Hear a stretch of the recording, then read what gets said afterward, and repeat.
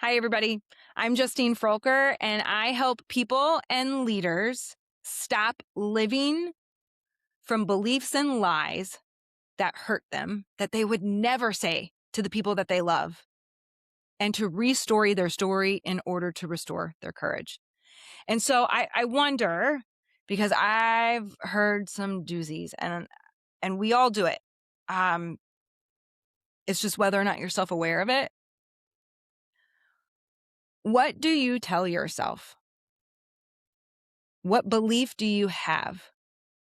What story do you tell yourself? What sentence do you repeat to yourself that's hurtful? Like, it hurts you. And if you dared to speak it out loud, the people that love you would look at you and say, What are you talking about? Don't talk about my wife that way. Don't talk about my best friend that way." Or if I asked you to write it down and you saw it in black and white, what would it feel like?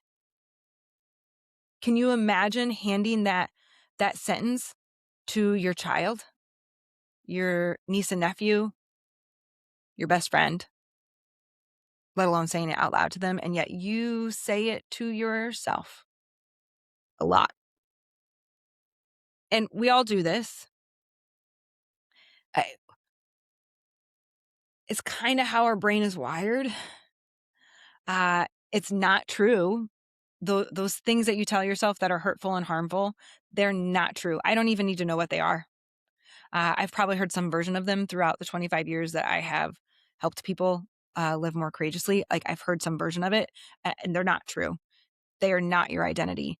They are things that you have come to believe. They are things that you have allowed to be spoken over you. They're things that you have agreed with or contracted with that are simply not true. I promise. I guarantee it.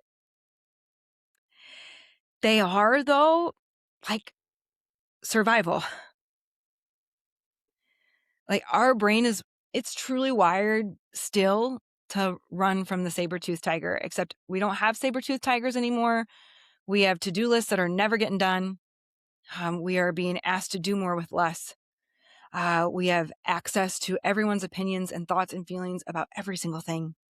We have real-time access to every single horrific thing that happens in this world. And we have these computers that we not only hold in our hands all the time, but some of us, I don't, choose to wear on our wrists. That is our new saber-tooth tiger. And our brain, yes, it's evolved so much. It's just really, though, is not meant to consume as much and live the way we are living. And so our brain is wired for safety and comfort. It is going to do the work to make you feel safe. I mean, there's a reason that God gave us anxiety. To keep us safe, except like Jamie and Donna Winship say it all the time, like, you were only born with two fears, the fear of falling and the fear of loud noises. Every other fear you have is learned, which means you can unlearn it. And in the learning of those fears, we've often come to believe lies about who we are, or our ability, or our worth, or our lovability, or our enoughness. And we think it's those lies that help us be better people, that help us get to the gym, that help us be a better partner or spouse or parent, except those lies do nothing except hold you down, because the lies create disconnection with your true full identity and your loving worth. And change and growth and healing will never take place in disconnection. It only happens in connection. And so we have to remember that our brain is wired to keep us safe. Our brain does not like vulnerability. And when we feel things, when tough things happen, also when really exciting things happen, our brain is like, hello, that does not feel safe. And what do I need to make myself feel safe? Oh, I know. I can go back to the stories that I have made up that I feel like are safe. Because on top of being wired for safety and comfort, our brain's also wired for story. It just makes crap up. And it's always going to focus on the negativity and the lack because it's wired for safety. So the stories that we make up, not kind, not generous, not based on concrete reality. And yet we tend to live our lives from those stories as if they are true. And they're not. And this is more than the work of growth mindset and positive affirmations or poop and rainbows and butterflies. Yes, I want you to do some of that work. I want you to do that work. It does not help you to always focus on the negative. And the dark isn't less dark because you deny it. Things are hard and people are really, really not okay. And there are always glimmers. There is always hope. There's always connection. There's always love and joy and awe and wonder and laughter and our humanity, our common humanity. When you are not aware of the stories that you tell yourself, when you are not aware of these beliefs and lies that you tend to live from, they own your life. They define you. They change the way you react, and you find it really hard to respond, and instead you react. And so that's where we have to restory them. And I always tell my audiences, whether or not it's in the full workshop or the full training or a keynote, like, I need you to start to write down, to tell yourself, like, just literally the exact opposite of those statements, because it is a rewiring of the brain.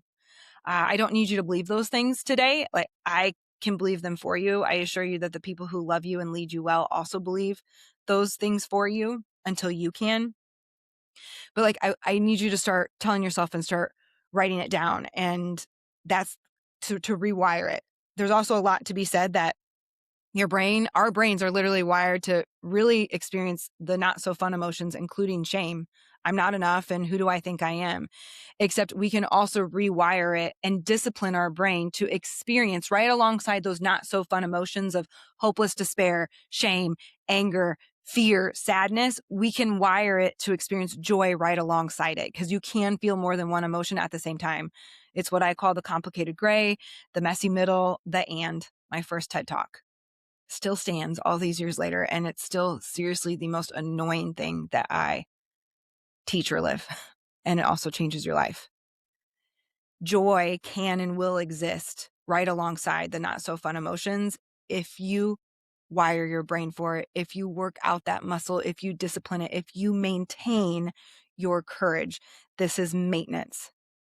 And when you maintain that, it's easier, or it starts to feel easier, to believe what is true, who you are really, who God created you to be, who you want to be. They are not the things that you tell yourself on a daily basis. I pretty much guarantee it, unless you've done this work. I've been doing this for a really long time, and far too often, the lies are the loudest. And so it is this element of befriending those lies. I don't want you to hate them. I don't want you to judge them or berate them or shame them even. I think we befriend them. I think we welcome them to the table. We welcome all the parts of who we are, past and present, all those old narratives, the false beliefs, the false identities, the lies. We welcome them to the table. And instead of allowing fear and shame and anxiety to sit at the head, we make sure love is sitting at the head of the table. And more than that, we look to love. And we ask love what he says. You need help rewriting some of those beliefs? Steal one of these. You are enough. You matter so much. You have breath. You are not done. You are significant. You are not a failure. You're simply learning and growing, which means you're changing. And that's really exciting. You are loved. You are so loved. You are actually loved more than you can imagine.